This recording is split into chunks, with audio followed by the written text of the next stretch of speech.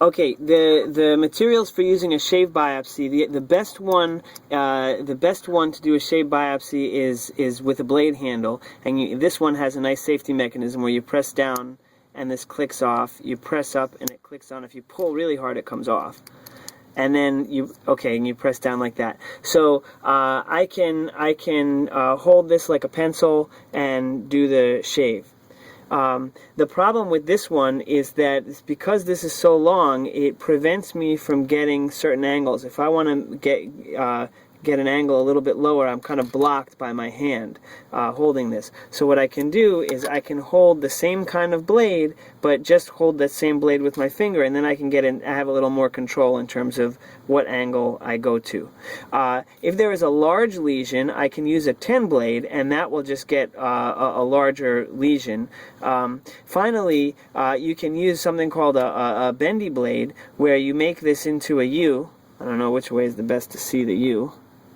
Mm-hmm. Okay, and you just cut that way.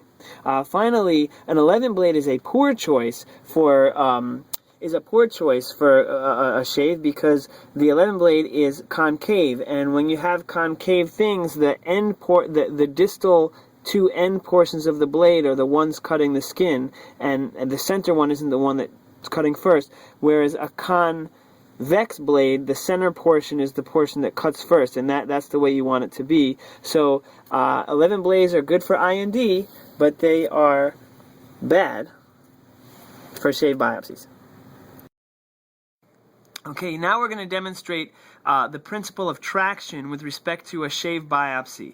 If my blade, let's call this Q-tip a blade, it starts at this line, and I don't pull traction, note that the blade does not move relative to the skin when I push down to try to cut. Okay, the skin won't cut.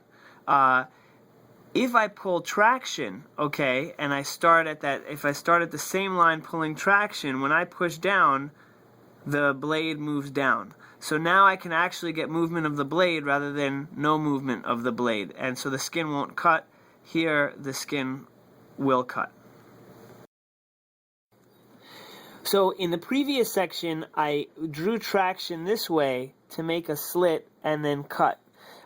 Here it's a little awkward because we're on an abdomen skin, and so in order to pull traction, it's funny angles. So sometimes what I like to do is pinch the skin, and if you pinch the skin properly, you can still put traction this way, but you can now cut the lesion without a problem.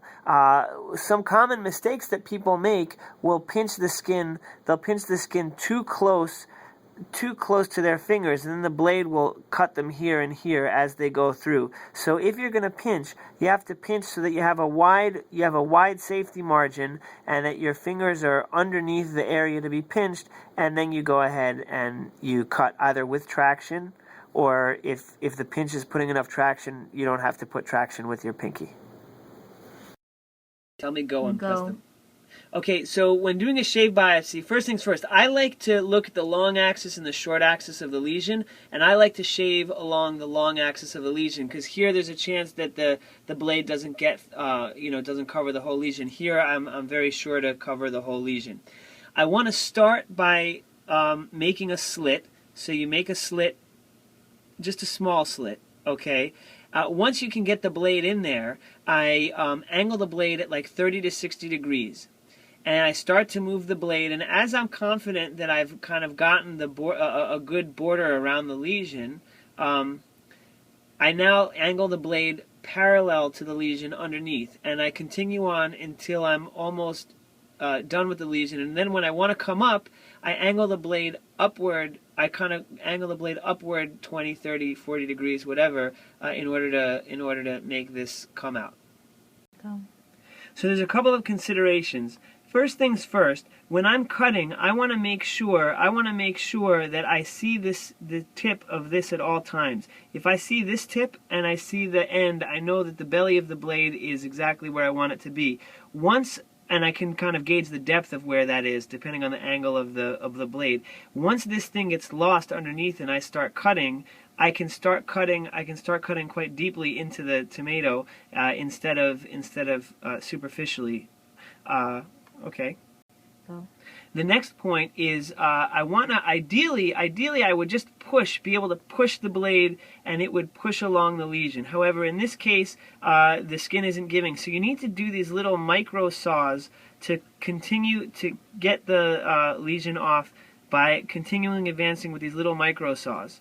And the reason being that I'm going to try to compare now to do large sawing motions to get the thing off, and you'll see what happens here is that the micro saws give at least a slightly nicer contour of lesion than these jagged edges of these macro saws. So it's little tiny motions that you want to go through. If I execute the shave with the bendy blade, I do the same thing. I still have to kind of push in here and start, and I angle it down initially. Now, as the lesion widens here and here, so I have to extend my blade as you know. I extend the blade as it widens. I also extend my blade, and I'm also doing these micro saws. And I want to try to make sure I get the whole border of the lesion. And now I'm at the widest point, and so this is open near flat. Now as this thing tapers closed, I start bending it again. Not too much, because you'll miss some of the lesion. And you bend it, you bend it, you bend it. Go. I have two choices to remove this lesion. I can grab it with notice that I'm having a toothed forceps here. You see the teeth there? Can you see the teeth? Yes, you see the teeth. Okay, so I grab it with a toothed forceps, and I would pull it not this way. I would pull it exactly parallel to the direction that I cut, and then I would angle this upward and just release it that way. Okay. So. The alternative approach to the forceps to removing a lesion is, imagine this cotton tip applicator is impregnated with aluminum chloride. By definition, if I know that the lesion is attached by a stalk here, okay, and if the blade cuts into my Q-tip, which is in front of the that stalk, I know by definition the stalk had to have been, cut through. So I hold this there, and I'm literally cutting into the Q-tip, and I'm doing this for an exaggeration, but you see how the Q-tip is cut there, right? Okay, that means if I lift up, the lesion is here, and I'm ready to roll the aluminum chloride over the lesion and stop the bleeding. Now you see that this has a nice border because we used the micro saw approach.